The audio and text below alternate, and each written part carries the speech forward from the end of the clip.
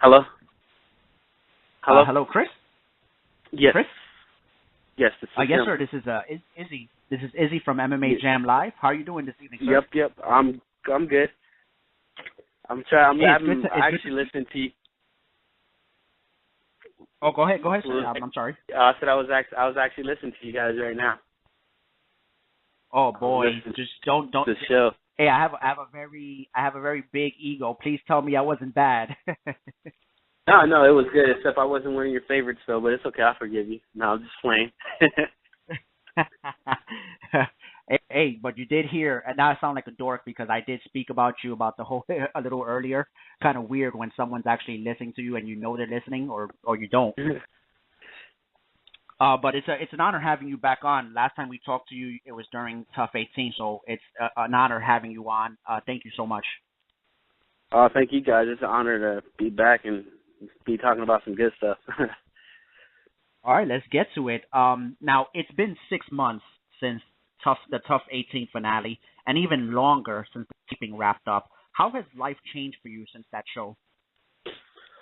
it made me hungrier and made me appreciate every chance I get in that cage even more.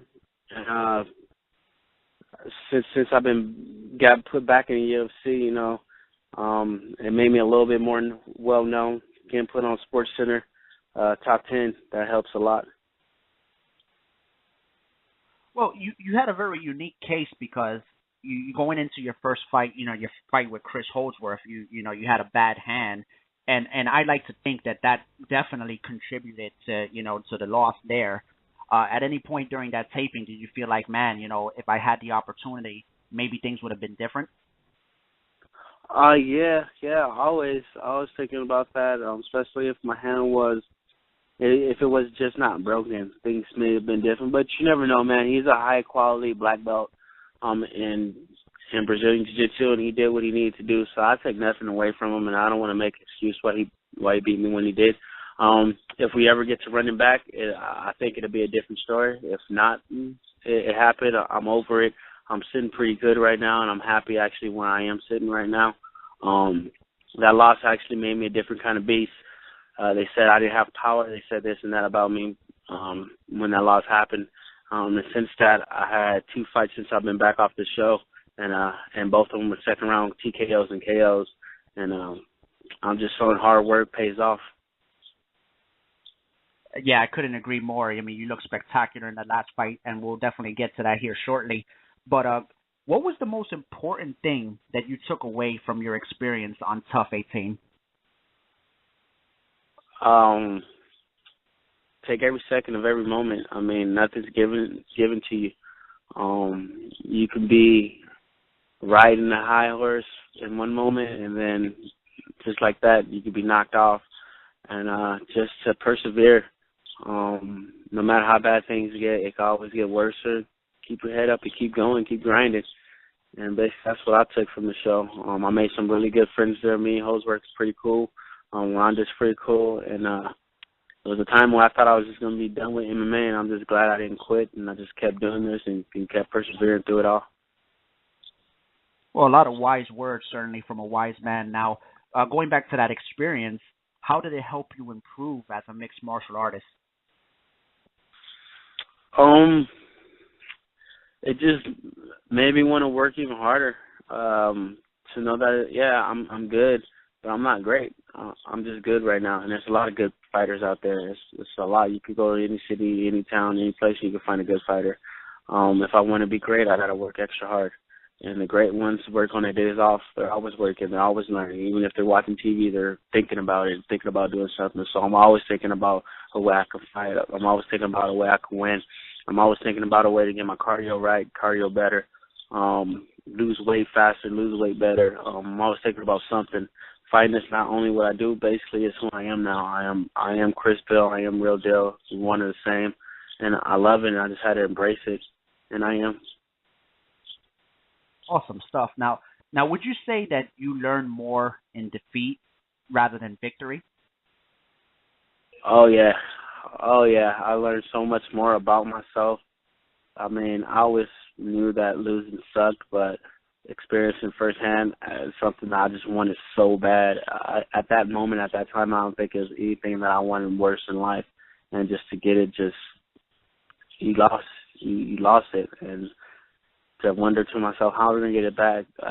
Well, we could quit, we could just get a regular job, or we could grind this out and we could work even harder. So I definitely learned a lot about myself. It helped me to learn that I'm a survivor, I'm a fighter. I mean, we beat cancer, we can overcome anything. So that's just what we did. Well, that's something I can definitely relate to, and I definitely look up to you with that. I won't make this too much about me, but I can definitely relate in a sense that as a journalist, as a guy that wants to do this for a living, there's been a lot of people that have told me, hey, you don't know what you're doing, you're not doing this right, and I could have done, I could have quit, but I kind of took the road you took, and I was like, you know what, if I'm going to be better at this, then I'm going to have to be able to take this and use it to my advantage and get better. So now here I am, and here you are. So thank you for that, sir. I definitely take a lot of pride, and I'm happy you actually shared that with us. It's incredible to think that way. Yes, sir. Now, I want to rewind a little bit, Chris. Now, you've been fighting professionally for about 5 years. What originally hooked you to the sport in the first place? I wrestled in high school, did a little junior college, and after that, it was basically nothing else to do. And I still wanted to compete. I seen one of my buddies do a smoker, and I was like, wow, I could probably do this. I could give it a shot. I had my first smoker fight, and knocked him out in the first round. And I was like, yeah, I'm hooked on this. We can keep doing it. And just kept fighting, kept winning, kept going hard ever since then. And now it's just a blessing to look where I started to see where I'm at. Like, I'm at basically the top. You can't get no higher than this. I mean, until you become actually a champion. But I'm competing with the world's best at my sport that does what I do. And it just feels so amazing. Now, do you ever, like, I know I usually do this. Do you ever stop and like just wonder like, wow, like how the hell did I even get here? Like how, like, I mean, you've mentioned a lot of times that you were blessed and whatnot, but did you ever take the time, like, you just reflect and you're like, man, I can't believe this is like all surreal to me? Yeah, it's still all surreal to me. But even today, I was just out. I ran to the gym, picked up my bike, and was riding my bike home. And I just looked up at the sky. It was like, wow, the sun's just beating down on me. It's a beautiful day. I mean, I have some problems, but nothing major. I'm healthy for the most part, and we're doing what we love. Now, who would have ever thought that will be where we'll be at and how we will make it here? And just truly being blessed is the only way I can sum it up, man. I have great friends, great family, and a great support system. So I just love what I do, and I'm blessed and I'm able to do it. That's fantastic. Now, at going back to Tough 18, and this will be the last question about that. At any point after the taping and after everything was done, did you ever wonder whether or not you would get a chance in the UFC? Oh yeah, and I was wondering how long it was going to take. I was told that it may take me a little while to get there, and I was told that things that may help speed it up is to get some stoppages. If we could probably put some of those on my record, because I don't have a whole bunch of those. And I take it to heart. I take it to heart. My first opponent that I fought since the Tough show, I mean, I gave him a beat down and took him out of there in the second round. Wasn't letting it go all the way. And then my first fight to step into the UFC cage, did the same thing. So I definitely listened to what I was told, and like I said, I'm working hard out here. People who think that I'm not working hard or I take this as a joke, they'll find out that this is no joke to me. This is my livelihood, and we're about that business when it's time. Exactly. Now, speaking of that fight, after the Ultimate Fighter concluded, you returned to Bama, USA, where you have fought the majority of your fights. Now, going into that fight with Keith Carson, did it ever dawn on you that with an impressive performance in that fight, it would be your way into the UFC? No, not at all. Not at all. It was just, I was just thinking, no offense to Keith, I like him, I appreciate him, and I respect him for taking the fight. But there's no way that he deserves to step in the cage with me. He's not as good as me. He hasn't done what I've done. He hasn't been through what I've been through. And earlier that night, they fought for a 135 belt. That was my belt because I did all that work when I was there. So when I went to that cage, I was a little pissed off. And I wanted to show everybody that I'm meaner, I'm tougher than when I left. If you forgot about me, wake up because here I am. and I wasn't looking for a stoppage. I was just looking to beat him up, and beating him up actually got him stopped, and it worked out perfect. Well, I'm not even going to try to be politically correct on this one. Well, that sucks for Keith Carson. It's bad enough that he had to deal with you on a regular day, but you were pissed off. So, yep, that worked out for him well. True. Yeah, but I mean, after the fight, I told him, you know what, keep your head up, man. You're a beast for even taking this fight. A lot of people won't take a fight like that with me just because. And you were itching to fight me. You were ready. You wanted it, and I respect that, and I respect you. And don't let this one loss define your career. Just keep going hard, because you got a bright future too. You just caught me on the wrong day. Yeah, no kidding. That's an understatement, Chris. He caught you on a very bad day. Now, can you, going forward, can you describe how you felt when you found out that you were going to fight Patrick Williams at UFC 172? I was actually scheduled to do a boxing event, so I was just about to leave the gym when I got phone calls and texts, and I talked to my manager, and I had to go let my coach know, but he already knew, but he just didn't tell me at the time because they didn't want to get my hopes up. And honestly, I held it until I was on my run home, but I just broke down and cried, man. I was just so happy that they seen my hard work, and they gave me another opportunity to get in there, and I didn't want to let it slip. So I was just trying to work super hard, and I had so many different emotions going through my body.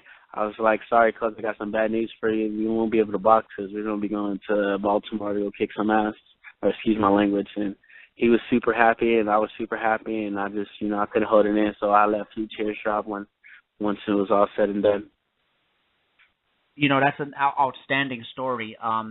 Like for me, and this is probably going to be like horrible to say, but I couldn't give someone news like that because I would tell him, hey, you can't box. And then I would wait 3 days later until he's wondering what the heck's going on. And then I would tell him, man, by the way, you know why you can't box? Because you're going to be fighting, at UFC 172. So I'm not a very good friend, Chris.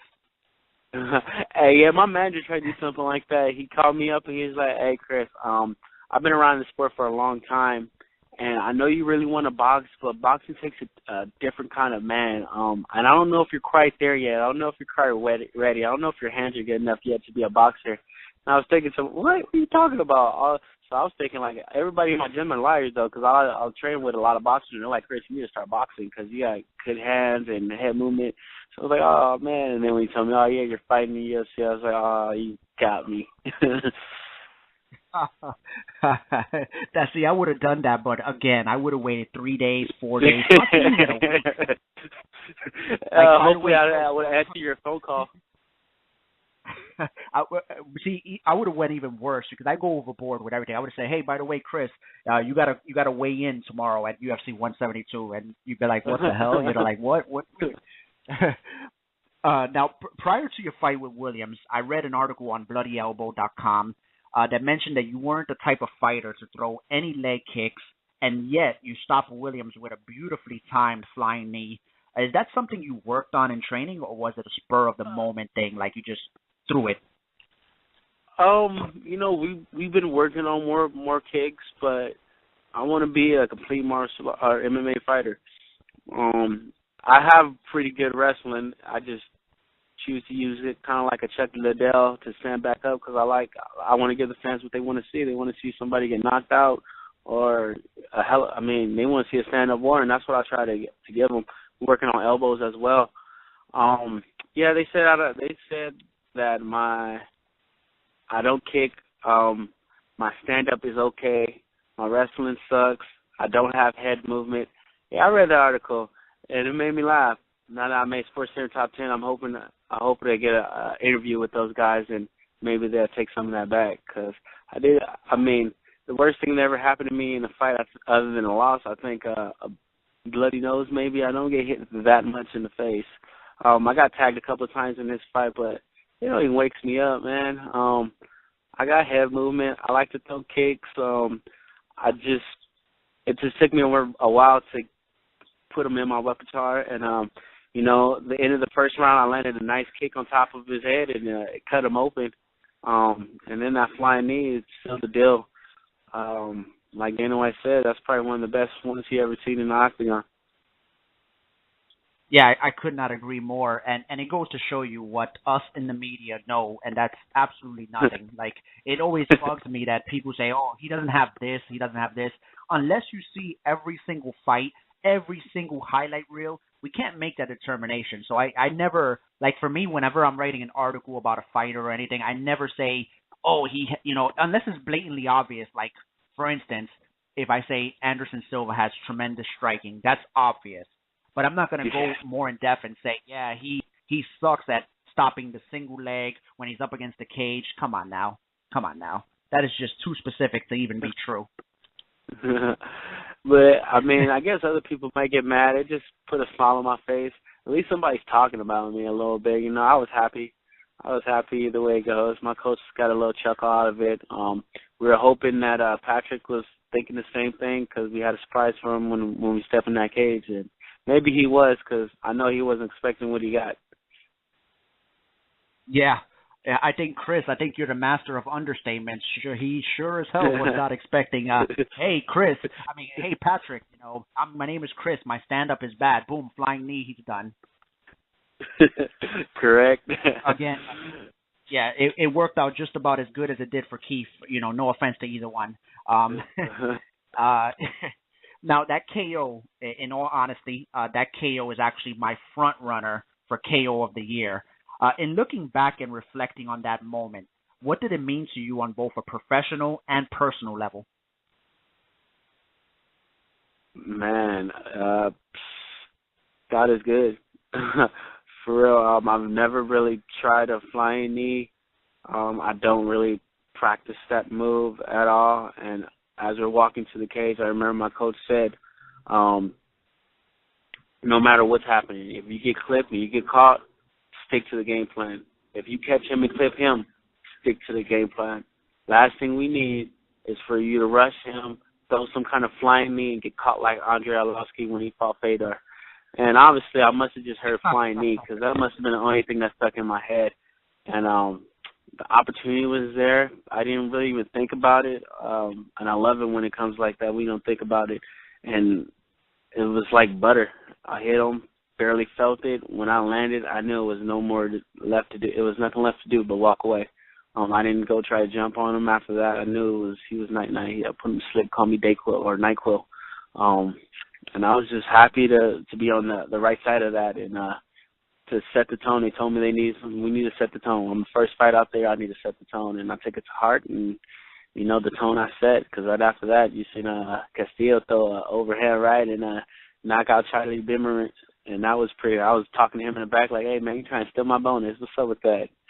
But I was just like, I can't say it enough. Just truly blessed to be able to do something like that, and get to share with people that I love and everybody back home seeing it. I got all kind of text messages and get put on Sports Center and all this media outlet. This is all still new to me, and I love it. I embrace it. I embrace it every chance I get. Well, it's funny that you brought up the Arlovski thing because, that was arguably the biggest fail in MMA history. But going back, yeah, oh boy, I can't even say anything. My job is to create words, put them into sentences.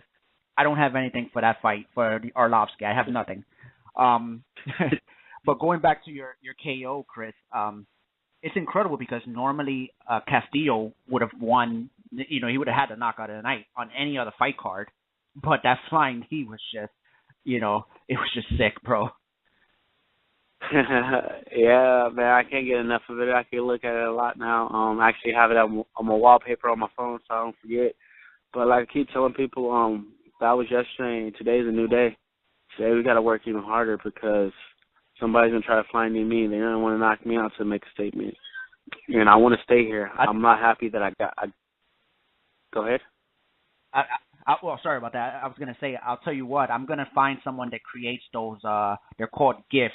Obviously they're like a portion of your fight in like a picture form, and it's actually like a little short video. I'm going to find someone to get that, and I'm going to send it to you as soon as I get that because that should be on everyone's background. Very cool. Very cool. But yeah, man, So we gotta work hard. let me see if I get a hold of that, and I'll send that to you as soon as I can. Cool, sounds good. Now I realized that you fought just 2 weeks ago. But when can we expect you to see you back in the cage? You mentioned that you were relatively healthy. Are you looking to get back into it in a couple of months, maybe a couple of months longer? Nah, I'm actually on a shelf for a little bit. I still need to get cleared because I kind of, believe it or not, kind of messed up my hands in that fight. So we're just doing some hand therapy right now. Hopefully we could get that cleared and taken care of in the next month or so. And I'm hoping sometime August, September, whenever, man. I'm just trying to get clear, trying to take it easy right now. I'm still doing cardio to keep my weight low. Because once the doctor says you're clear to go, I'm trying to go. Definitely, I would definitely love to fight one more time this year for sure. Basically that's it. That's all we're doing, trying to get these hands right. Now I understand that once you break your hand one time, it makes it a lot easier to break it again. Is this something that is a chronic problem, or is just something that just happened out of the blue? Well, I didn't re-break it. Just I might have it just bugged since the first breakage, especially since I didn't get it healed right. Honestly, when I'm in that cage, I'm trying to break my hand because I'm trying to break the whatever it hits as well. So if I hit you in the face and I break my hand, I'm gonna try to break your jaw, your eye bone, whatever. And if we break our hand every fight, so be it. I have one gear when I'm in there when I throw my punches, and that's hard. We're not trying to pull anything back, and we're not worried about. I mean, a broken hand's gonna slow us down, but it's definitely not gonna stop us. And if we break it in the fight, it is what it is. Don't think because I got fragile hands or because I broke my hands before that I'm ease up on my punches. I'm gonna punch you as hard as I can. And if your head is harder than my fist, then so be it. I'm gonna drink some milk, take some calcium, and I'll see you when I see you. Oh boy, you're just a quote machine now, man. I tell you what, that's why you do what you do and I do what I do. Because if I get a paper cut on my hand, I can't do anything. I can't do anything. Hey, but paper cuts. I'm not kidding, Chris. Go ahead. Oh, I said paper cuts is totally different. Like I get a little scratch on my knuckles, and I'm like, "Oh, can you put some of that glue tape or glue bandage on it, man? It hurts so bad." So I'm with you on that.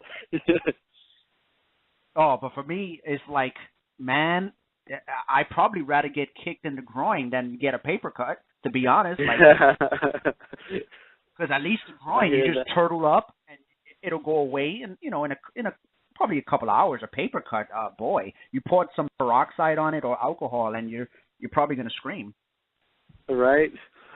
Speaking of groin shots, I wanted to let Mr. Joe Rogan know I do wear a metal steel cup, but the placement of his knee puts the cup up, and that's what really hurt. That's why I went down. But they were saying I should wear a steel cup, but I wear a steel Muay Thai cup when I fight because I've been hit in the nuts before, and that's not a good thing. But when he caught me with the knee and slid everything up, and it caught me where it shouldn't have caught me, and it hurt a lot. Yeah, no kidding. It's happened before, and you feel like like you're just gonna cough up every part of your body, your intestines and all. Right. I still don't think 5 minutes is enough. You get caught right in the right position. 5 minutes is definitely not enough. Bro, I need minimum 5 hours to get over a paper cut. Right. So imagine Right. a nut shot. Like there's not enough time in the telecast to me to get over a nut shot, I hear that. Chris, on a more lighter side of things, we have a question that's becoming a bit of a tradition here on this show. It's a question that a fan came up with. This fan wants to know, who do you think would win in a fight, a gorilla or an alligator? I'm going to have to go with the gorilla. Think gorilla, take alligator. Okay. Alligators are tough. Go with the gorilla. Good answer. Good answer. Before we let you go, Chris, can you remind the fans where we can find you on any type of social media, Twitter, Facebook, Instagram, anything? Facebook, it's Chris Beal. I don't know the numbers to it. You'll see a mask that says Real Deal on it probably, or you see my face. Instagram and Twitter, it's Real Deal C Bill. I love to have some new fans. Follow me, ask me to follow you, and I'll get back at you. And that's about it. If All you're right. in Ventura, holla at your boy, because that's where I'm from, Ventura, California. All right. So I will make sure to get that out, Chris. And if I had my way, I'd probably have you on every other week, or even every week. Tremendous honor again, Chris. I thank you so much. All right, thank you very much. Anytime you want me, you know the number. All you got to do is let me know. Definitely. And I can't say whether or not I'll send you a text message, just like prank calling you or something. I can't promise you that I won't do that. Sounds good. All right, Chris, take care of yourself, and you have a blessed and a safe weekend, my friend. You too. Have a good one, brother. Take care.